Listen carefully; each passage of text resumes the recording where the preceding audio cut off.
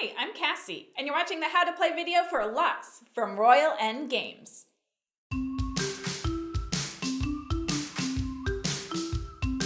Lots is a 1 to 4 player game about developing a skyscraper as best you can. The game contains a game board, inspectors, footprint cards, crew cards, out of stock cards, 1 die, 6 purple cubes, and building blocks. Players will be using the Tetramino building blocks to build a skyscraper and score points while doing so. Don't knock the tower down or you'll score nothing for your turn. And don't go too fast with those points or you might miss out on some special bonuses which can help you in the future. The game ends when a player either reaches the appropriate score for the amount of players, or if 3 of the 5 types of Tetramino blocks runs out. Now that we know a bit about the game, let's learn how to set it up and play. We'll first take a look at the multiplayer game. Then we'll take a look at the solo setup and play of Lots. To set up the game, place the board in the center of the table. Separate the blocks by color or size, and place them in the order red, orange, yellow, green, then blue. Place 1 purple cube on each space of the board where you see a cube symbol. Next, give each player an inspector meeple and have the players put their inspectors in the driveway, and then place the die on the table in reach of everyone. Choose a footprint card and place it in the center of the board. Shuffle the crew cards together and deal 1 to each player, then put the deck in reach of all players. Each player now rolls the supply die and takes the matching block into their personal supply bank for their starting piece. Finally, set aside the out-of-stock cards for now to be used later in the game. We're now ready to play, beginning with the player who has the most dirt on their shoes. Each player will take the same 4 actions on their turn. After the 4 actions, if a player has met the win conditions, they end the game. The first action is to roll the supply die. Take the Tetramino block that matches the die roll into your supply bank. If you take the last block from a supply line, place an out-of-stock card in its place. If you roll a block you cannot take because the line is out of stock, the player to your left will decide which block you will take. You'll earn 5 points if you place the block so it finishes a floor and fills the remaining empty spaces on it. You may also earn 2 points for each colored block you touch, which matches your placed block. If you knock blocks off the skyscraper when placing your own block, those blocks are removed from the game.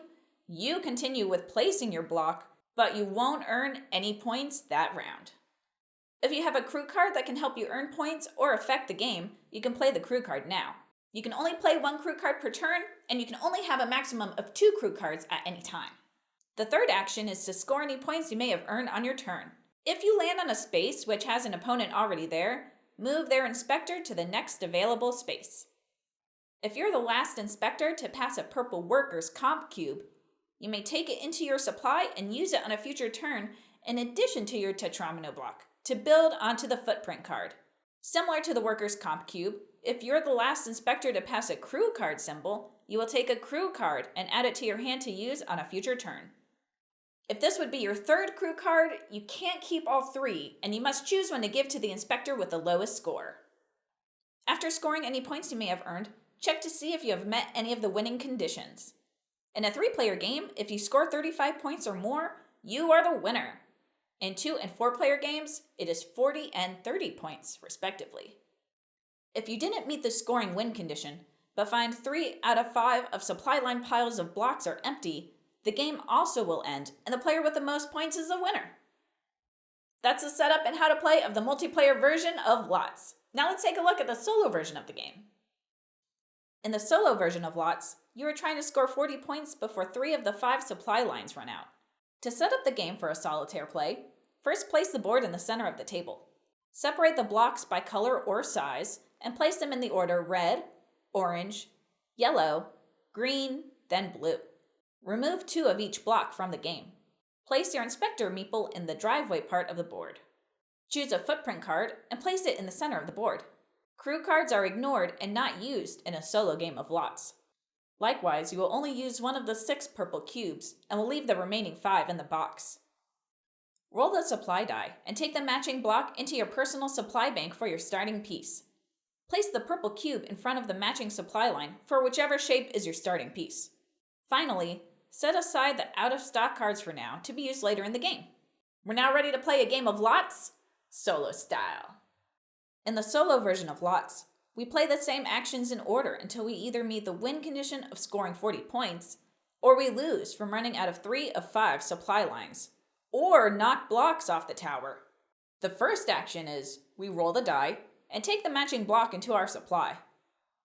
If we roll a question mark, we move the purple cube clockwise to the next pile and take a block from the supply line which has the purple cube in front of it. Likewise, if we roll a block we cannot take, we take one from the supply line with the purple cube.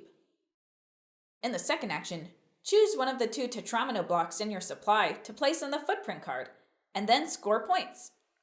The first placement doesn't matter, but every time you place a Tetramino block on future turns, it must touch the last block you played. Scoring is the same in a solo game as it is in a multiplayer game. You'll earn 5 points if you place the block so it finishes the floor and fills the remaining empty spaces on it, and you'll earn 2 points for each colored block you touch, which matches the block you place. After placing your block, for the third action, check to see if you either succeeded in beating the 40-point score or lost by running out of the third supply line. If neither occurred, go back to the first action and roll the die until you eventually win or lose.